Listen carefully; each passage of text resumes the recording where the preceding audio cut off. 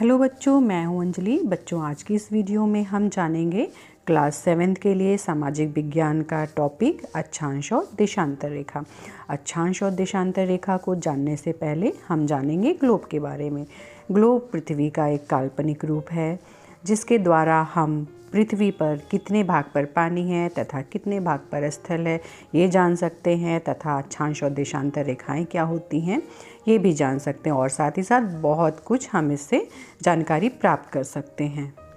बच्चों, ये ग्लोब पर आप देख रहे हैं, ऊपर की तरफ एन लिखा है जिसे हम उत्तरी ध्रुव कहते हैं, नॉर्थ पोल कहते हैं, और नीचे की तरफ एस लिखा है जिसे हम दक्षिणी ध्रुव यानी साउथ पोल कहते हैं।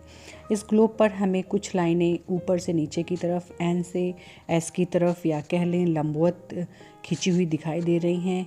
इसे हम देशांतर रेखा कहते हैं। ग्लोब पर देशांतर रेखाओं की संख्या 360 होती है, जिसमें 180 अंश पूर्वी देशांतर होता है और 180 पश्चिमी देशांतर होता है। 0 अंश देशांतर रेखा को ग्रीनविच रेखा कहते हैं। 180 अंश देशांतर को अंतर्राष्ट्रीय तिथि रेखा कहते हैं।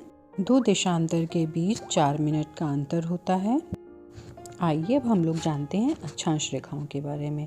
जैसा कि आप ग्लोब पर देख रहे हैं, कुछ बड़ी लाइन है, अर्थात दूसरे शब्दों में कह लें इस पे ग्लोब पर कुछ क्षैतिज रेखाएं खींची हुई हैं जिसे हम अक्षांश रेखाएं कहते हैं। ग्लोब पर जो 0 अंश अक्षांश रेखा है उसे हम भूमध्य रेखा कहते हैं। भूमध्य रेखा पृथ्वी को 2 बराबर भागों में बांटती है। ऊपर के भाग को उत्तरी गोलार्ध तथा नीचे के भाग को दक्षिणी गोलार्ध कहते हैं। भूमध्य रेखा के ऊपर अक्षांश रेखाओं की संख्या 90 होती है तथा भूमध्य रेखा के नीचे भी अक्षांश रेखाओं की संख्या 90 ही होती है। इस तरह से कुल अक्षांश रेखाओं की संख्या 181 हो जाती है। 23.5 अंश उत्तरी अक्षांश को कर्क रेखा कहते हैं तथा 23.5 अंश दक्षिणी अक्षांश को मकर रेखा कहते हैं। 2 अक्षांशों के बीच की दूरी 111 किलोमीटर होती है। तो अब बच्चों, आइए हम वीडियो के अंत में आपसे कुछ प्रश्न करेंगे तथा आपको इसका उत्तर देना है, जिससे हम यह पता लगा सकते हैं कि आपने इस वीडियो के माध्यम से अक्षांश और देशांतर रेखाओं के बारे में कितना कुछ सीखा, कितना कुछ जाना। तो आइए प्रश्न देखते हैं। जो आपके सामने पहला सवाल है, ग्लोब पर लंबवत खींची हुई रेखा को कौन सी रेखा कहते हैं? दूसरा सवाल, ग्लोब पर देशांतर रेखाओं की संख्या कितनी होती है?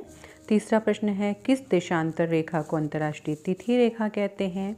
चौथा प्रश्न है, 2 देशांतर रेखाओं के बीच कितने मिनट का अंतर होता है? पृथ्वी को 2 बराबर भागों में बांटने वाली अक्षांश रेखा को कौन सी रेखा कहते हैं?